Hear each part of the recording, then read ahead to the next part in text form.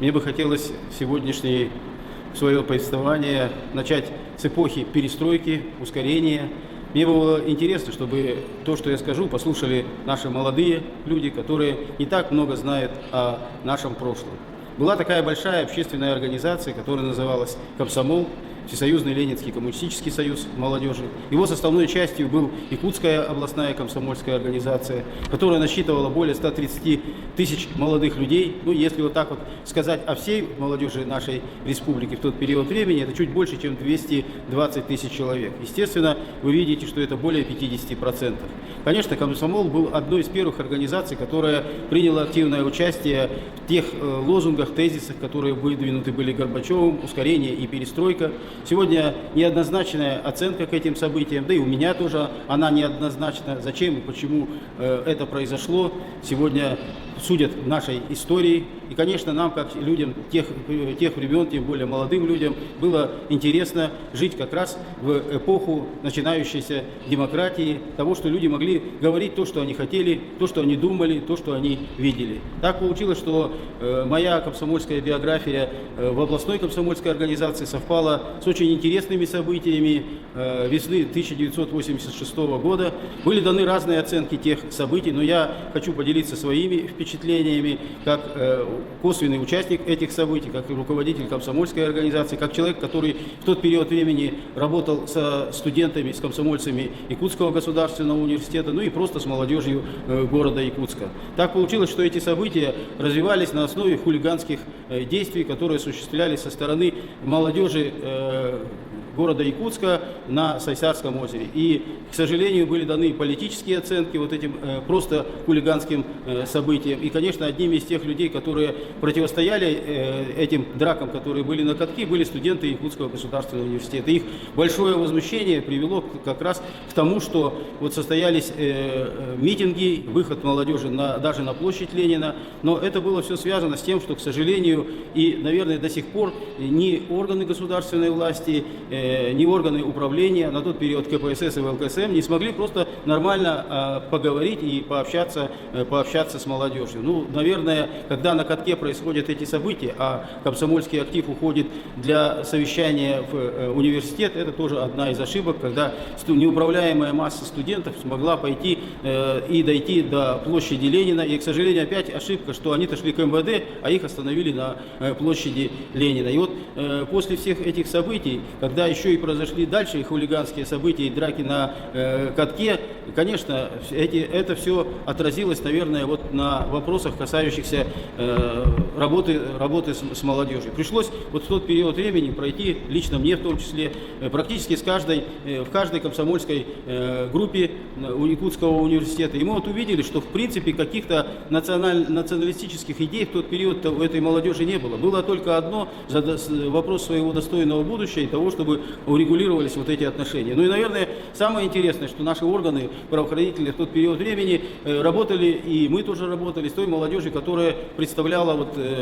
так сказать, хулиганов нашего города. Это заложная молодежь. Это порядка 120-130 человек. Вот, многие сейчас удивятся, но эти люди были установлены, и они из себя представляли полный интернационал. 18 национальностей вот из этих 120 ребят, которые делили каток со студентами, которые являлись организованной массой. И, в принципе, с их стороны при беседах оказалось, что они тоже не преследовали никакие, наверное, хулиганские действия. Просто было желание, что эти катки – это территория Залога, и они должны управлять этой территорией. Ну вот так произошло. Это довольно серьезное событие. Оно произошло как раз на фоне, значит, провозглашенной уже Михаилом Сергеевичем Горбачевым и Коммунистической партией вопросов ускорения и перестройки. Но я хотел бы сразу перейти вот к тем периодам времени, действительно демократическим в нашем обществе, несмотря на то, что, значит, ельцинский режим, он был своеобразным. Это расстрел и Белого дома, и 91 год. Ну, наверное, вот я опять же говорю свою оценку. Наиболее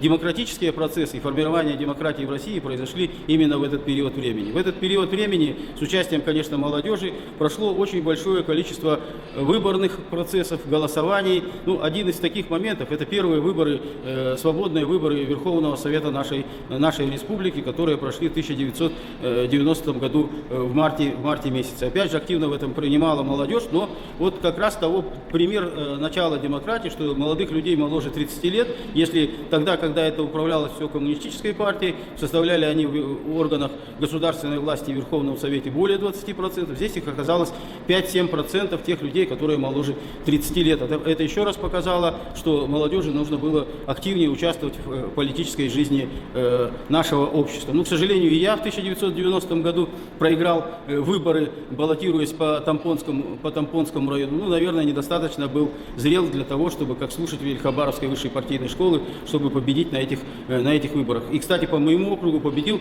рабочий, который, к сожалению, в итоге потом не выдержал вот того периода времени демократии и ушел в отставку как значит, депутат Верховного Совета нашей республики. Ну, говоря дальше, хотелось бы сказать, что именно в этот период времени прошло несколько референдумов, в которых мы активно участвовали, и я участвовал, уже будучи председателем Государственного комитета по делам молодежи. Ну, вот в тот период времени наше руководство республики одними из первых создали орган государственного управления молодежной политикой. Вернусь к тому, что в марте месяце 1991 года прошел референдум, и наши жители и жители Советского Союза проголосовали за то, чтобы оставался Советский Союз. Вот вдуматься в то, что дальнейшие действия привели к развалу Советского Союза, хотя законодательно был проведен такой большой форум, был проведен референдум, который определил, что Советский Союз должен быть сохранен. Это просто, ну, само по себе потрясающе, ну, наверное, очень большую роль играло внешнее влияние, когда наши субъекты Советского Союза, то есть союзные республики, они в итоге приняли решение о развале нашей огромной страны. Конечно, это очень впечатляло нас, ту молодежь того периода времени, оставляло очень тяжелое и сложное впечатление. И, в принципе, голосование нашей республики, даже при выборах, значит, одновременно же определялось то, что создавалась должность президента Российской Федерации. Вот с небольшим перевесом проголосовали за то, чтобы должность президента Российской Федерации была введена на территории нашей Российской Федерации. Нужно сказать, что и выборы 12 июня, когда выбиралась президент Российской Федерации, тоже было неоднозначное голосование на территории нашей республики. Если по Российской Федерации было большинство, то у нас этого большинства Борис Николаевич Ельцин не получил. Кстати, это один из элементов того, что наши люди наиболее грамотные, разбирающиеся и понимающие даже при последующих голосованиях, которые состоялись по тем или иным вопросам на территории нашей республики, по тем или иным вопросам. Хотелось бы еще сказать о том, что вот это противостояние, которое в тот период сложилось между Верховным Советом России и президентом Российской Федерации, оно было определено, что само государственное устройство было построено как советская власть, где единоличным руководителем были органы советской власти, а роль исполнительной власти была полностью подчинена роли и месту советов. Поэтому вот это противостояние и необходимость разделения полномочий привела к тому, что кровавым событиям 1993 года, когда был расстрелян Белый дом. Конечно, вот определение нашего Конституционного суда России, оно однозначно, что действия Бориса Николаевича Ельцина, они антиконституционны, но опять же вот та практика событий, которая происходит не только в нашем государстве, но и в других странах мира, она свидетельствует о том, что в конце концов нам приходится урегулировать все это законодательным путем, чтобы дальше продолжать жизнь, чтобы дальше работали органы государственной власти, чтобы законность в каком-то виде существовала на территории России, ну и в республике Саха-Якутия. Одновременно, к сожалению, произошло то, что и самораспустился Верховный Совет нашей республики. Кстати, я хочу сказать, я вот читал эти протоколы, что в принципе само по себе, так же как, может быть, у нас мирно, конечно, это произошло, но тоже, значит, процедура не была в полном объеме отработана, и, к сожалению, значит, если законодательно посмотреть, само по себе процедура требовала конституционного закона о самороспуске Верховного Совета. Это не произошло. Но практика, опять же, свидетельствует о необходимости дальнейшего создания соответствующих органов власти. И я к радости хочу сказать, что после этого было сформировано тогда законодательное собрание, а потом оно было переименовано нами, уже народными депутатами, в Государственное собрание Илтумен Республики Саха-Якутии. Ну, когда это все формировалось это на основе указа президента нашей республики Михаила Ефимовича Николаева, за которого, кстати, активно молодежь ратовала при выборах в декабре 1991 года. Ну и я должен сказать, что как раз в вопросах взаимоотношений с Российской Федерацией и построения нашей республики роль и место Михаила Ефимовича, конечно, огромно и он остается как историческая личность в тот сложный период жизни нашего государства. Но вот в тот период было сформировано законодательное собрание, которое на первом же своем заседании в январе 1994 года, и я был народным депутатом избран, и определилось, что мы должны стать государственным собранием. И та часть функций, не вмешиваясь в роли и место исполнительной власти, как законодательного, контрольного и представительного органа, конечно, она за нашим парламентом должна остаться. Ну и если уж так открыто сказать, как депутат, я хочу сказать, что исполнительная наша власть получила еще более сложный орган, который четко стоял на позициях своего народа, который был избран вместо Верховного Совета нашей республики. И, конечно, вот говоря о тех процессах, мы очень серьезно боролись и работали над тем, чтобы сохранить значительную роль в нашей республике в Российской Федерации. Мы никогда не говорили о том, что мы должны были бы отделиться от России. Мы понимали и осознавали, что Россия – это наша составляющая часть самого по себе построения государства, но конституционное строительство в России и требовало того, чтобы все-таки определенно, если мы называемся Российской Федерацией, то эти отношения основывались на федеративных отношениях. Ну, я сейчас выступаю в период, когда мы будем праздновать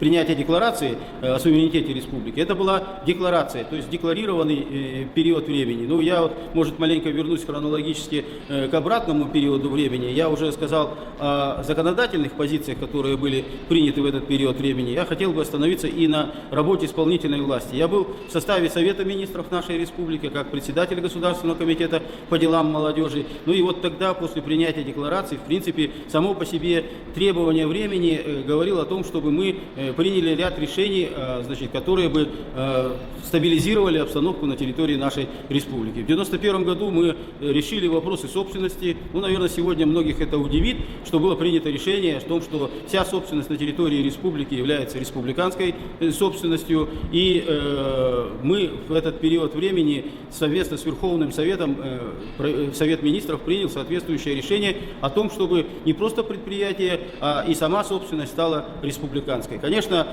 дальнейшие договорные отношения, они потребовали того, чтобы мы, значит, построили соответствующие отношения с Российской Федерацией. Вот федеративный договор был подписан в марте 1992 года. Произошло дальнейшее разделение собственности. Ну, как яркий пример, это создание алмазной компании, как базового предприятия нашей республики. Ну, я уже сказал, что как раз мы, когда после того, как собственность была определена как республиканская, мы приняли решение о том, что и алмазная компания является нашей. Ну, а в дальнейшем, значит, после подписания федеративного договора была создана уже Алмазы России Саха, ну и в дальнейшем Алроса, которая определила, значит, вот эти взаимоотношения в вопросах собственности между Республикой Саха-Якутия и Российской Федерацией. Конечно, многих может удивить, что 5% из этой собственности было отдано, значит, воинам-интернационалистам, афганцам. Ну и вот я, как руководитель молодежной политики на тот период времени в республике, ну, определенную роль в этом играл для того, чтобы, значит, все-таки и молодежь участвовала каким-то образом в распределении собственности на территории нашей республики. Ну и возвращаясь к законодательным процессам, хотелось бы сказать, что формирование, стабилизация в нашем обществе, ну, оно в республике Саха-Якутия произошло после того, как произошло вот это разделение власти между исполнительной и законодательной властью. Создано было, как я уже говорил, государственное собрание Илтумен, в котором четко были определены функции и позиции государственного собрания. После чего были приняты соответствующие законодательные акты, касающиеся государственного собрания Илтумен республики. После этого было принято законы внесены существенные изменения, и новая редакция приняла закон о президенте нашей республики. Было принято законодательный акт о правительстве нашей республики. Ну и, естественно, были внесены изменения в Конституцию нашей республики, принятую в апреле 1992 года, которые произошли в 1994 году. Я остановился только на некоторых позициях того периода времени, который был связан с перестройкой, ускорением и с развитием нашей республики как самостоятельного субъекта Российской Федерации. Безусловно, после этого были различные проблемы, вопросы, касающиеся тех или иных моментов развития нашей республики. Но вот на этой части я бы хотел остановиться и закончить свое выступление. Спасибо.